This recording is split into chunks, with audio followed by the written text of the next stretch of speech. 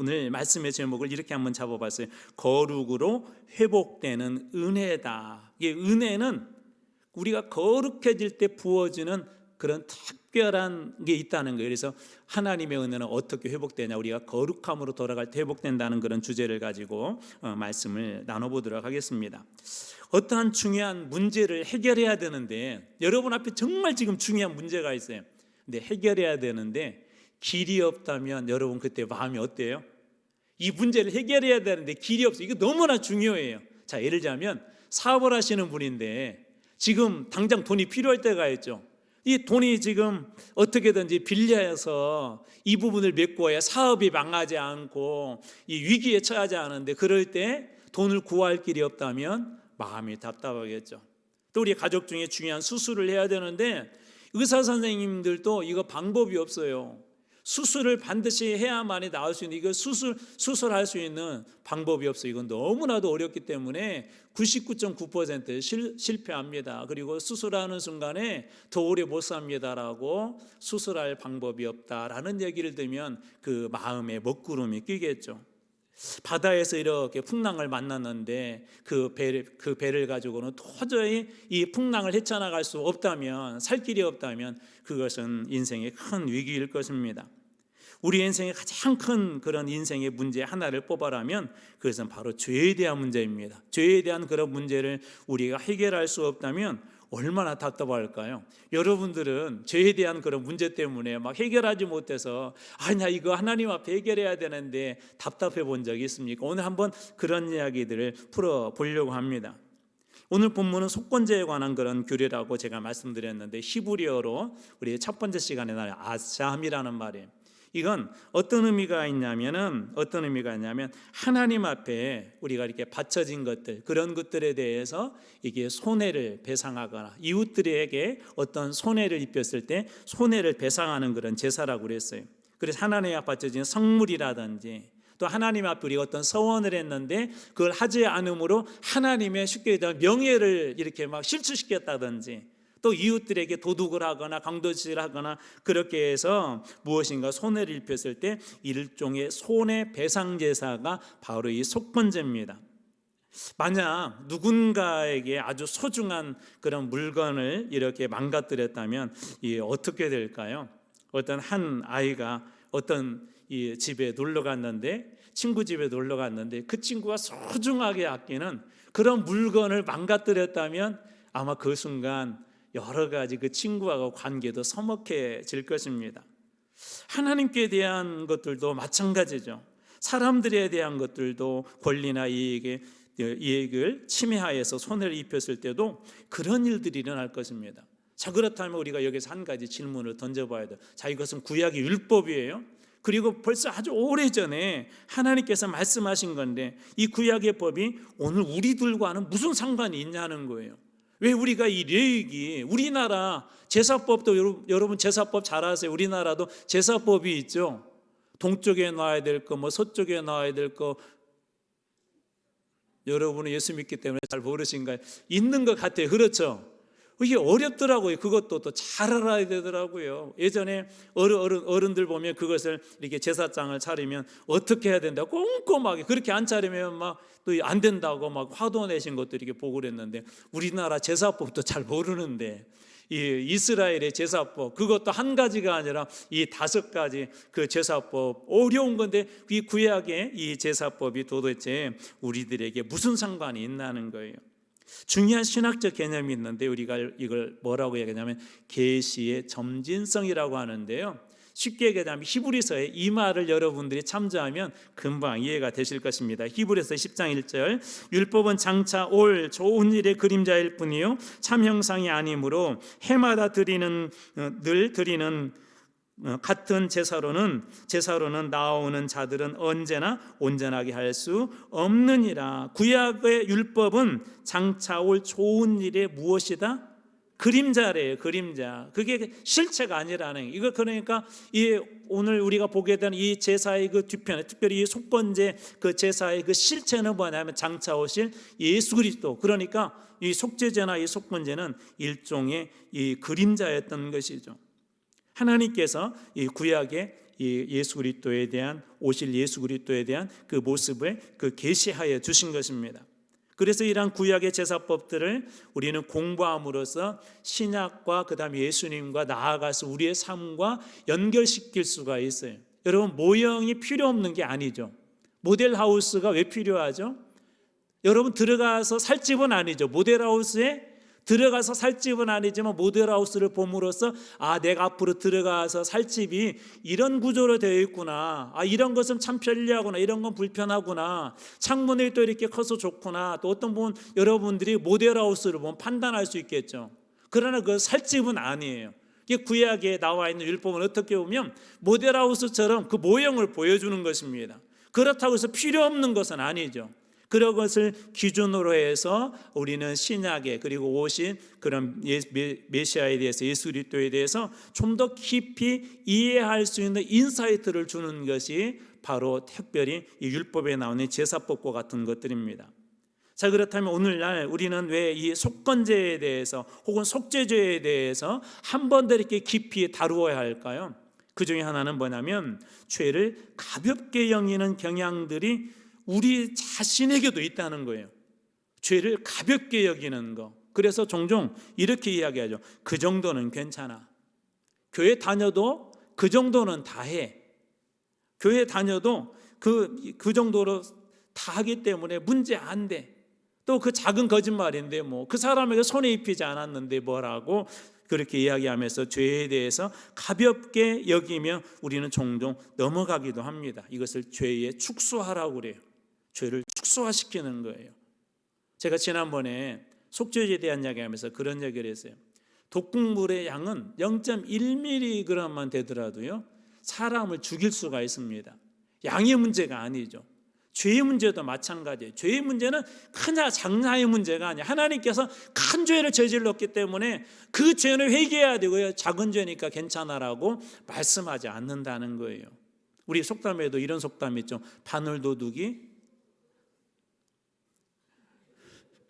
바늘도둑이 무슨 도둑 된다고요? 네, 소도둑 된다고. 국어 다 배우셨죠? 여기 한국분 아니세요? 자, 처음에 바늘도둑 별것 아니지만 사실 별것 아니죠. 근데 그게 나중에 점차 어떻게 돼요? 소도둑까지 될 수 있다는 거죠. 죄는 크고 작은 것이 없어요. 죄는 마치 독극물과 같아서 우리 영혼에 한 방울 딱 떨어지는 순간 오염시켜요. 여러분, 여기에 생수 정말 100% 우리 몸에 너무나 좋은 생수가 있다고 봐요.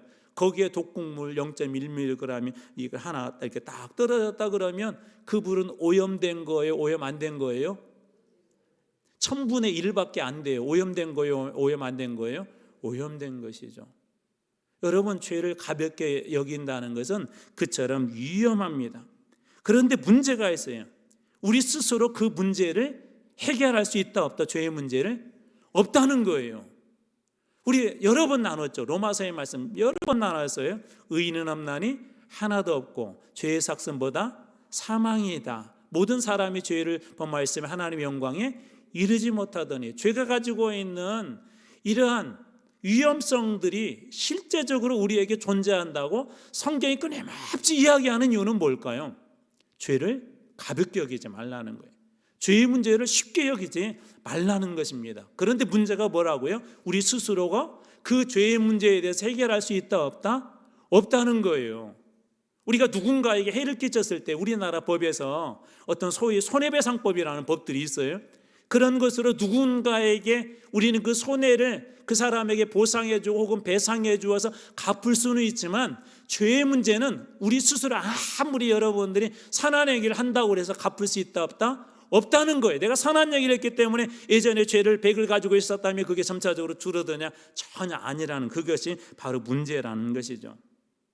그래서 이것이 또 다른 우리에게 은혜가 필요함을 얘기해 주는데 바로 대속의 은혜입니다. 대신 속해 주시는 그런 은혜가 절대적으로 우리에게 필요하다는 거예요. 부부 사이에도 서로 이렇게 다투거나 싸우거나 죄의 문제가 이렇게 들어오면 여러분, 관계가 아주 좋아지죠. 정신 차리나 안 차리나 테스트 해본 겁니다. 부부 사이에 어떤 죄의 문제나 막 이렇게 다툼의 문제가 들어오면 관계가 안 좋아지죠. 여러분, 죄의 문제에 가장 중요한 핵심 중에 하나는 뭐냐면 죄가 들어오는 순간 하나님과 우리 사이의 관계가 점차적으로 멀어져요. 쉽게 설명해 볼게요. 예배에 이렇게 나오기 전에 오늘 여기 그런 분 계실지 모르겠는데 부부 중에 서로 막 다퉜어요. 그리고 예배에 나오면 여러분 은혜가 되죠. 막 그날 회개에 막 기도가 나오고 막 찬송이 은혜롭고 성령 충만하고. 안 그렇죠. 그렇죠. 죄가 들어오는 순간요 예배도 막히기 시작하고요, 우리 마음속에 죄가 들어오면 기도도 막히고요, 성령 충만한 것도 순식간에 마치 밑 빠진 그런 독처럼 다 그것도 빠져나가 버리고요. 그래서 죄의 특징은 뭐냐면 하나님과 우리 사이의 관계를 어떻게 단절시켜 놉니다. 끊어버리거든요. 하나님과 우리 사이의 그 모든 관계를 끊어놓는다는 거예요. 오늘 속건제의 가장 중요한 그 목적이 뭐냐? 이 끊어진 관계를 회복하는 데 이 속건제 제사의 중요한 그런 목적이 있습니다. 그래서 하나님께서 이 구약시대 예수 그리스도가 오시기 전까지, 자 그렇다면 하나님과 깨어진 관계, 이웃과 깨어진 관계를 어떻게 회복할 것인가라고 해서 주신 게 예배 형태로, 구약에서는 제사의 형태로 주신 것이 바로 이 속건제입니다. 물론 구약의 제사이기 때문에 오늘날 여전히 유효할 필요는 없어요. 아니, 유효하진 않아요. 왜 그러냐면 예수 그리스도를 통해서 이미 완성이 됐기 때문에 유효하지 않지만 한 가지 중요한 것은 있습니다. 뭐가 중요하냐?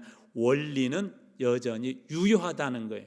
어떻게 이 깨어진 관계를 회복하느냐라는 그 원리는 여전히 우리들에게 유효합니다. 자, 앞에서 이런 얘기를 했어요. 친한 친구 집에 어린아이가 이렇게 놀러를 갔는데 그 친구가 좋아하는 장난감을 이렇게 망가뜨렸어요. 자, 여러분들이 한번 그 집에 그 주인 어린아이라고 한번 상상해 보세요. 친한 친구가 여러분 집에 놀러 왔는데, 우리 여자분들 같으면 정말 인생에 최고 좋아하는 인형이 하나가 있는데 그걸 갖다가 이렇게 잘못해갖고 이렇게 좀 망가뜨려 놨어요. 남자들 같으면 자동차 이렇게 멋있는 자동차 장난감이 있는데 그걸 망가뜨려 놓게 되면 그 친구하고 관계가 좋아지나요? 아니면 조금 서먹해지거나 좀 위험해지거나 막 싸우거나 다투거나, 어느 쪽 확률이 더 높아? 앞에 거예요? 뒤에 거예요? 그렇죠. 관계가 어려워지겠죠. 어린아이들도 울고불고 하는 그런 친구도 있을 것이고, 다시는 너하고 놀지 않아. 근데 그것을 망가뜨린 친구가 막 그때 안절분절해. 뭐 어떻게 하지? 며칠 지났는데 이 아이가, 망가뜨린 아이가, 아빠가 이렇게 용돈을 주어서 그 친구가 가지고 놀았던 똑같은 장난감을 하나 사고 거기다 플러스 손이가 그 과자를 하나 이렇게 사가지고 플러스, 여러분 속건제 규례의 규칙을 혹시 아세요? 기억하세요?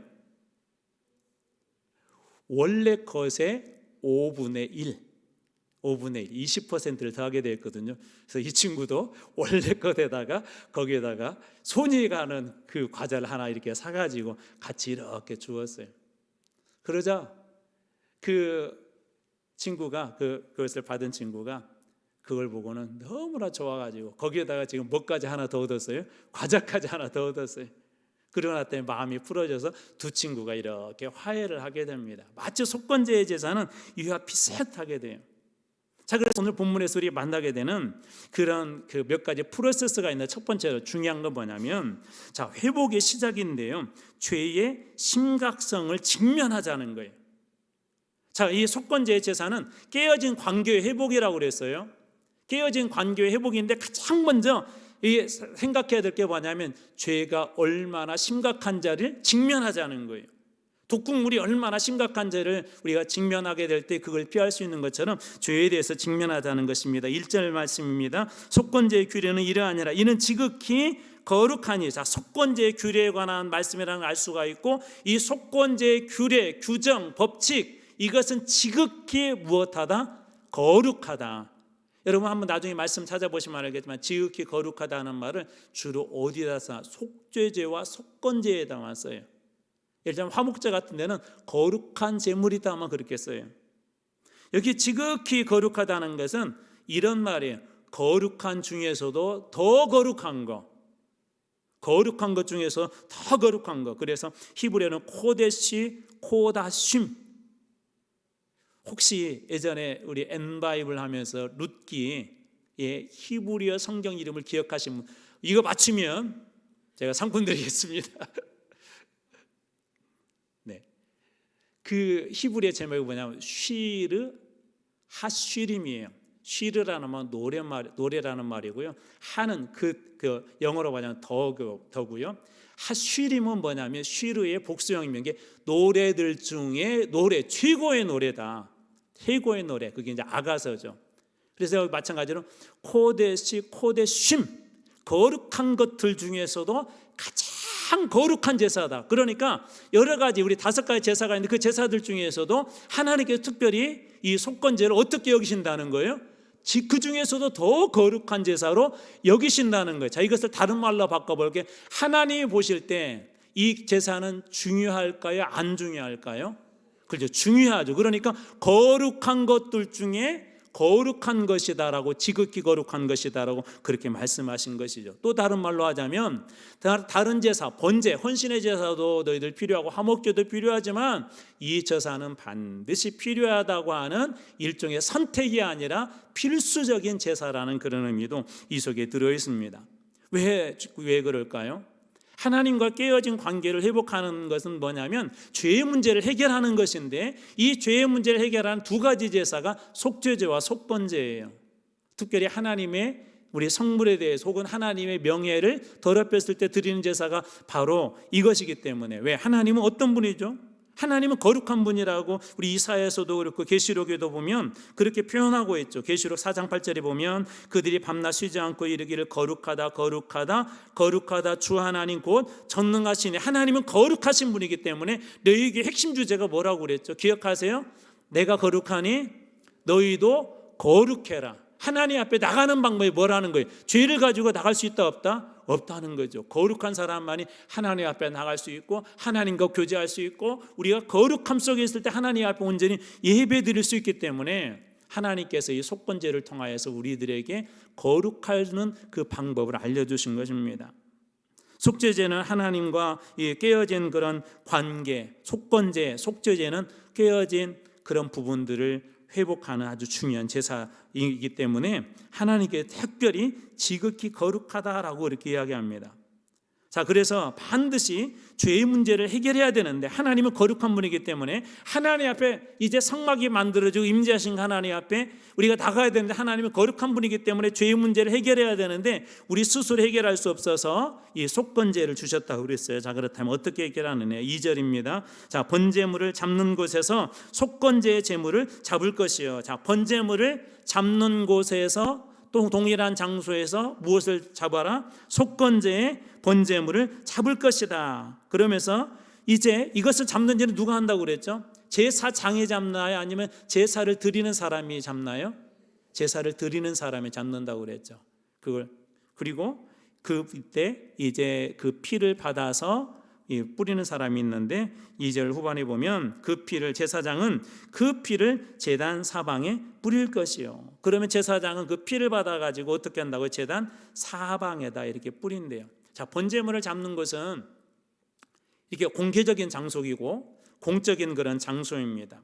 왜 공개적인 그런 자리에서 이 속건제물을 잡으라고 하셨을까요? 공개적인 자리에서 잡아라고 하는 중요한 이유 중에 하나는 뭐냐면 죄를 드러내라는 거예요. 하나님 앞에 다 드러내라는 것입니다. 잠언 28장 13절입니다. 자기의 죄를 숨기는 자는 무엇하지 못하나 형통하지 못하나. 죄를 숨기지 말고 드러내라는 거예요. 제가 여러 번 이런 예화를 들었어요. 몸이 아파서 병원에 이렇게 갔는데 의사 선생님에게 그 아픈 증상을 드러내야 되죠. 어떤 것들은 부끄러운 것들이 있어요. 그렇지만 부끄러운 것들도 드러내야 되죠. 드러내게 될 때 의사 선생님이 정확하게 진단하고 약을 쓰든지 수술하든지 할 수 있는 것처럼 죄의 문제를 해결하는 가장 첫 번째 문제는 뭐냐면 하나님 앞에 이 죄의 문제를 드러내는 거예요. 그래서 공개적인 그 자리에서 여러분 생각해 보세요. 속죄제나 속건제를 드리는데 사람들이 다 보는 곳을 그걸 잡는다는 것은 이 사람이 지금 무엇을 지었다는 것을 지금 알려주는 거죠. 사람들에게 제가 죄를 지었습니다. 제가 죄를 지었습니다. 어떻게 보면 부끄럽지만 다 드러내라는 그런 의미가 그 속에 들어있는 것입니다. 또 하나는 이것은 너무나 중요한 문제이기 때문에 앞에서 잠깐 설명했던 것처럼 죄의 심각성, 죄의 삭은 사망이기 때문에 이 죄의 문제를 하나님 앞에 완전히 이 심각성을 가지고 드러내게 될 때 그 문제를 다룰 수 있는 하나님의 손에 의해서 이 죄의 문제가 다스려지기 때문에 그렇게 드러내라 한 것입니다. 그래서 C.S. 루이스는 이런 얘기를 해요. 기독교는 세상의 어떤 종교보다도 죄의 문제를 가장 심각하게 다룬다. 여러분 그렇죠? 우리 교회에서 성령님께서 우리에게 다스리는 문제 중에 하나가 가장 심각하게 다루는 문제 중에 하나가 죄의 문제 아니에요. 가장 먼저 하나님 앞에 우리가 섰을 때 성령 받았을 때 가장 먼저 무엇을 우리에게 이렇게 하나님께서 우리 가운데 오셔서 다스리시죠? 가장 먼저 어떤 문제를 드러내시죠? 죄의 문제예요. 그래서 공통적으로 하시는 말씀이 성령 충만하고라서 사람들이 통복을 합니다. 그러면서 뭐라고 신앙 고백을 하냐면, 뭐라고 간증을 하냐면, 성령이 우리 가운데 임재했을 때 자기 앞에 눈앞에 영화 필름처럼 기억나지도 않았던, 잊어버렸던 모든 죄들이 뭐처럼 지나간다. 영화 필름처럼 쫙 지나간대요. 죄의 문제를 가장 먼저 하나님이 그거에 대해서 드러내고 다스리는 이유가 있어요. 그만큼 중요한 문제이기 때문에.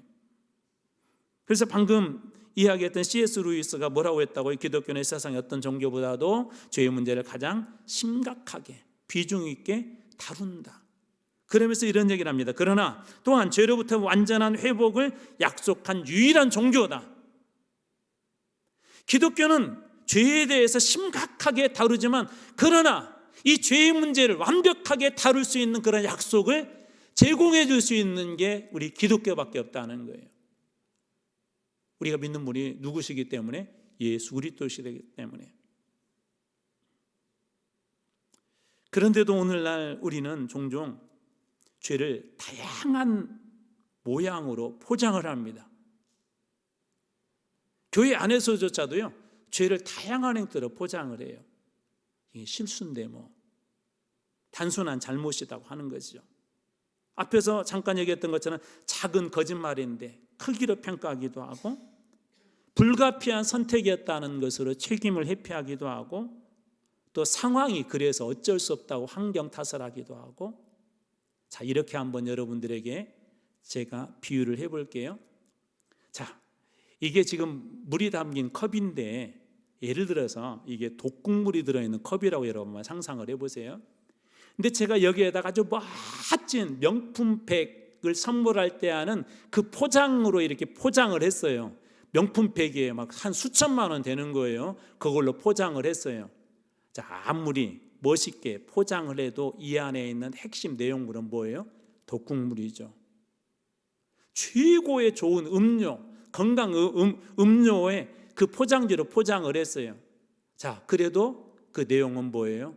사람의 생명을 위협할 수 있는 독국물인 것이죠. 죄를 아무리 아름답게 포장을 하고, 아름답게 포장해서 그 평범하게 이거 아무것도 아니야라고 포장한다고 그래서 죄의 심각성이 사라지는 것은 아니라는 것입니다. 예를 들면 이 장면을 우리가 나중에 한번 보겠지만, 레위기 10장에 가서 보면은 성막을 이렇게 세우고 아론의 두 아들들이 있었는데, 나답과 아비후라고 하는 그 아들이 있었어요. 하나님 앞에 이렇게 분향할 때 드리는 그 불은 뭐라고 규정을 했다면 거룩한 불이다 라고 그렇게 했어요. 거룩한 불. 거룩이라는 말이 카도시라고 그랬죠. 구별되었다, 분리되었다. 세상의 불과 하나님의 불이 다르다는 거예요. 자, 그런데 이게 다른 불인데 하나님께서 뭐라고 말해요? 다른 불로 절대 너희들 분향하지 말아라. 이 불만이 하나님께서 구별하신 이것만이 거룩한 불이다 그랬는데, 이 나답과 아비후가 아론의 아들들이에요. 제사장들이에요. 하나님 앞에 다른 불을 드렸어요. 똑같이 뜨거운 건데, 똑같은 불빛이 나는데, 똑같이 밤에는 환한데, 우리는 그렇게 이야기할 수 있지만 하나님은 그 문제를 어떻게 다룬 줄 아세요? 심각하게 다루셨어요. 이 문제를 레위기 10장 2절에 보면, 불이 여호와 앞에서 나와 그들 나답과 아비후를 삼킴에 그들이 여호와 앞에서 죽은지라. 심각하게 다루었어요. 여기도 그런 분 계실지 모르겠어요. 진주 목걸이가 있다고 한번 상상해 보세요. 여러 막 진주가 달려 있어요.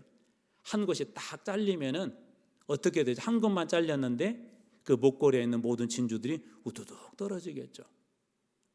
죄는 그런 것이에요. 죄는 작은 것 같고 내 인생에 100 중에 1밖에 안 되는 한 곳에 이렇게 침투하자마자 때로는 우리 인생을 나락으로 떨어지게 하는 게 바로 이 죄의 문제입니다. 어느 목사님 앞에 한 청년이 와가지고는 이렇게 물었대요. 목사님, 작은 거짓말은 괜찮지 않을까요? 그랬더니 목사님이 하얀 티셔츠를 갖고 오더니 거기에다가 이렇게 잉크를 한번 딱 뿌렸대요. 하나를 딱 뿌렸대요. 하얀 옷이기 때문에 작은 점도 잘 보이겠죠. 우리 중학교 때 혹은 고등학교 때 예전에 만년필 써보신 분들 알 거예요. 예전에 하얀 교복 많이 입었잖아요. 잘못하다가 뒤에서 튀게 되거나 혹은 앞에서 튀게 되면 이 하얀 교복에 이게 튀게 되면 점점 이렇게 번져요. 나중에 크게 보여요. 그 청년이 목사님 그렇게 얘기해. 죄라는 것은 이와 똑같네. 별것 아닌 것 같지만 작은 거지만 이 하얀 옷을 갖다 오염시키는 것처럼 작은 거짓말도 자네의 인생에 오염이 될 수 있네. 죄의 문제의 심각성을 목사님께서 그렇게 말씀하신 거예요.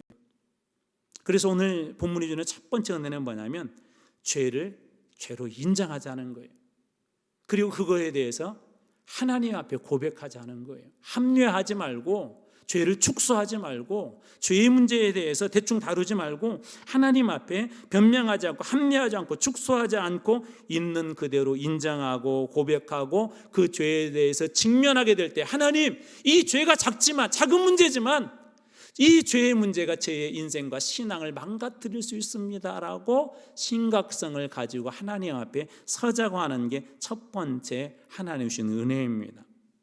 자, 그렇다면 이런 질문이 생깁니다. 이 심각한 죄의 문제를 어떻게 해결할까요? 두 번째, 회복의 핵심인데요. 가장 귀한 것을 드리래요. 3절 말씀입니다.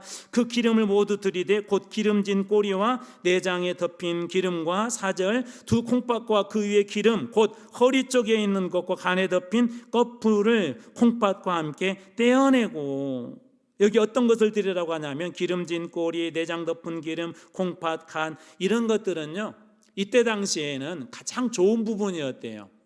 최고로 좋은 거. 이게 뭐 양을 잡거나 소를 잡았을 때 최고로 좋은 부분, 다시 말해서 가장 좋은 것을 하나님 앞에 이렇게 드려라고 했던 것입니다. 고대 근동에서 기름은 영양과 에너지의 원천이었었고 가장 맛있는 부분이었었고, 저도 그런 기억이 있어요. 초등학교 때 그때는 우리 뭐 소고기 외녹, 지금도 비싸지만 아주 비쌌죠. 저희 어머니가 소고기를 살 수 없으니까 자, 소고기 맛을 낼 수 있는 뭘 사죠? 그렇죠. 소고기 기름. 네, 기름을 사가지고 미역국에다 넣으면 소고기 국맛이 나요. 이쪽 동네는 잘 사셨는가 왜 전 이해를 못 하시네.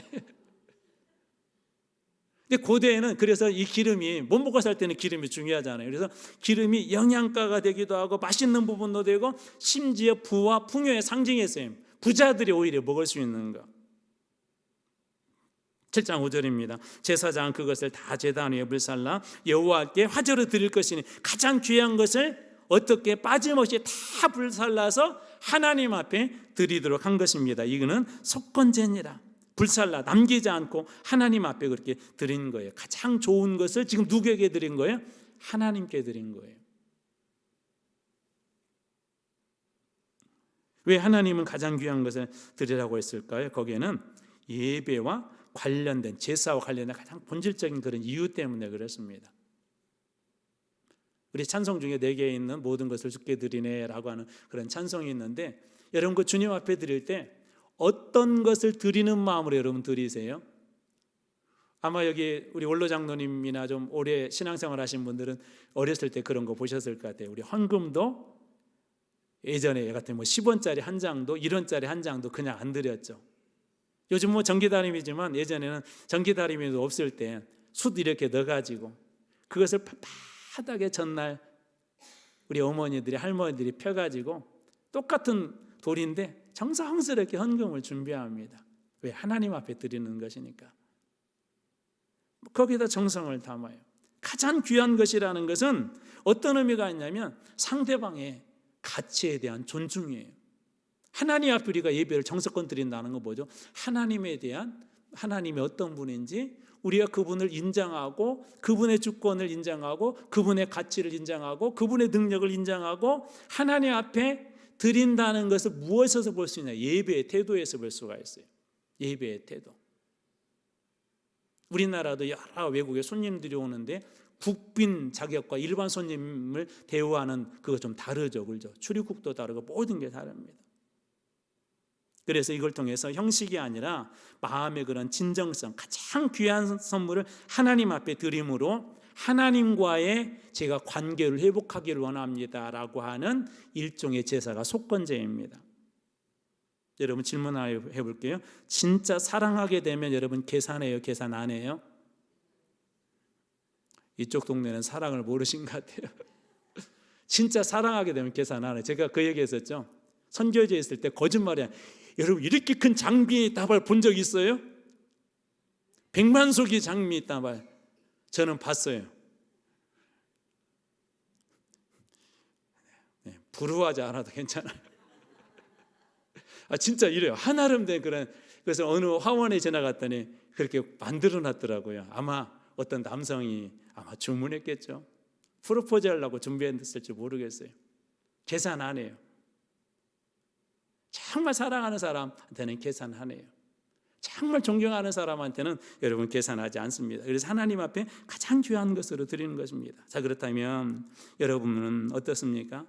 오늘 이 시간을 가장 귀하게 구별해서 하나님 앞에 드렸습니까? 여러분 하나님 앞에 우리가 예물을 때 가장 귀하게 구별해서 드렸습니까? 여러분 하나님 앞에 헌신할 때 가장 귀하게 시간을 그 하나님 앞에 먼저 드렸습니까? 구약에 보면 우리 매월 첫째 날, 그 다음 하루로 보자면 새벽의 첫 시간, 또 1년을 보자면 1월 1일 첫날을 귀하게 드렸어요. 가장 귀하게.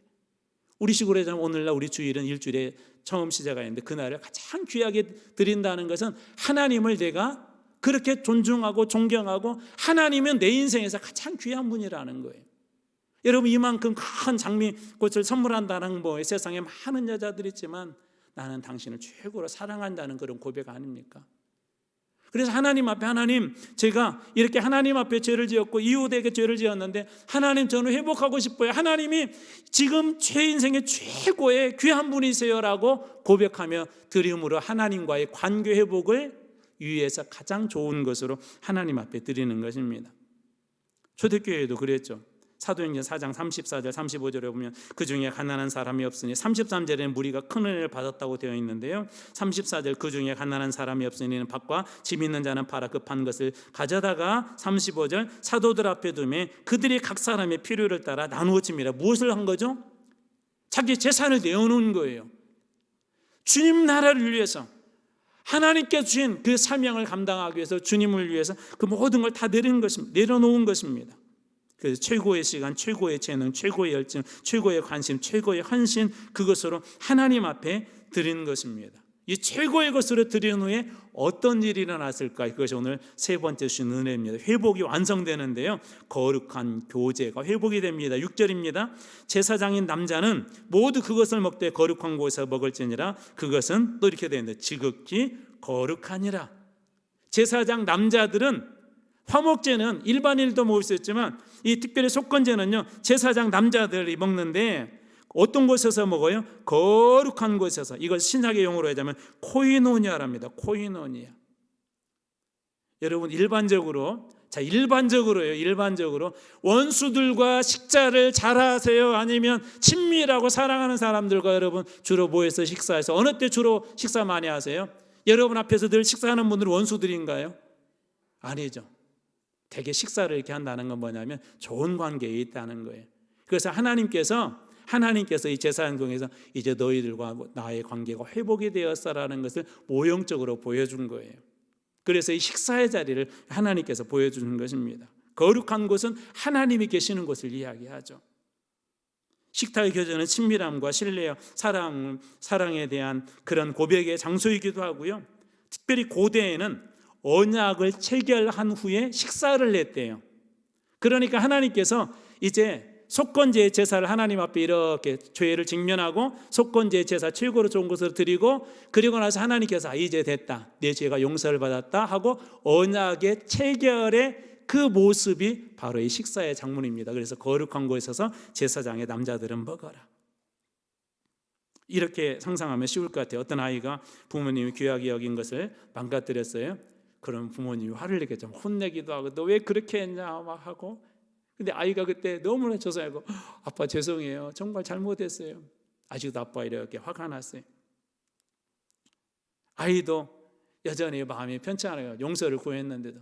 근데 조금 이렇게 지났더니 저녁 때가 됐는데 아빠가 부르는 거 아무개야 이리 와라. 저녁 먹자. 무슨 얘기죠? 이제 아빠 다 잊었어. 이제 괜찮아. 그게 이 속건제를 통해서 회복되어지는 그림이에요. 하나님 앞에 우리가 하나님 앞에 이 죄의 문제들을 해결하게 될 때 하나님과의 관계가 어떻게 된다는 거예요? 다시 회복된다는 것입니다. 그뿐만 아니라 10절입니다. 소재물은 기름 섞은 거나 마른 것이나 모두 아론의 이렇게 되어 있어요. 모든 자손이 균등하게 분배할 것이니라. 이 속건제의 제물, 하나님과 회복된 관계에 보여주는 이 속건제의 제물을 먹는데 모든 아론의 자손들, 모든 제사장들에게 어떻게 해요? 균등하게 누구도 예외 없이 이 은혜에 참여할 수 있게 한 거죠. 예외 없이 누구든지 이 은혜에 참여할 수 있도록 하나님의 은혜는 이처럼 차별이 없습니다. 자, 이제 말씀을 마무리합니다. 회복의 시작은 뭐라고? 죄의 심각성을 직면하자는 거였었고 작은 죄라도 가볍게 여기지 말자는 얘기를 했어요. 자, 두 번째, 하나님 앞에 그럼 우리가 어떻게 회복할 것인가? 그 핵심은 가장 귀한 것을 하나님, 제가 이제 주님 앞에 가장 귀한 것으로 드립니다. 주님 관계를 회복하기를 원합니다 라고 드리는 것이라고 그랬고, 마지막 세 번째, 이 회복의 목적, 속건제의 목적이기도 하는데 거룩한 교제에 대한 그 회복이 바로 이 속건제가 우리에게 주는 교훈입니다. 자, 이런 의미에서 볼 때 속건제를 통해서 주는 하나님의 그 마음 하나가 있어요. 하나님은 왜 우리 죄의 문제를 이렇게 심각하게 다루고 또 그 죄의 문제를 다룸으로 해서 하나님께서 돕고자 하는 게 뭘까요? 딱 한 가지예요. 하나님이 원하신 건 교제예요. 너희가 내 안에, 내가 너희 안에. 가지가 포도나무에 붙어 있으면 많은 열매를 맺는 거. 여러분, 그래서 오늘 말씀의 한 줄은 이것입니다. 한번 따라서 해볼까요? 예배의 목적은 교제입니다. 예배의 목적은 뭐예요? 하나님과 교제예요. 하나님께서 이 제사를 드리고 예배 드리고 하는 가장 중요한 것은 나는 너희들과 교제하고 싶다는 것입니다. 여러분, 오늘 이 속건제, 이미 구약의 제사지만 그 원리들 여러분들이 잘 삶에 적용하여서 하나님과 풍성한 교제가 있는 여러분 되시길 주님으로 축원합니다. 기도하겠습니다.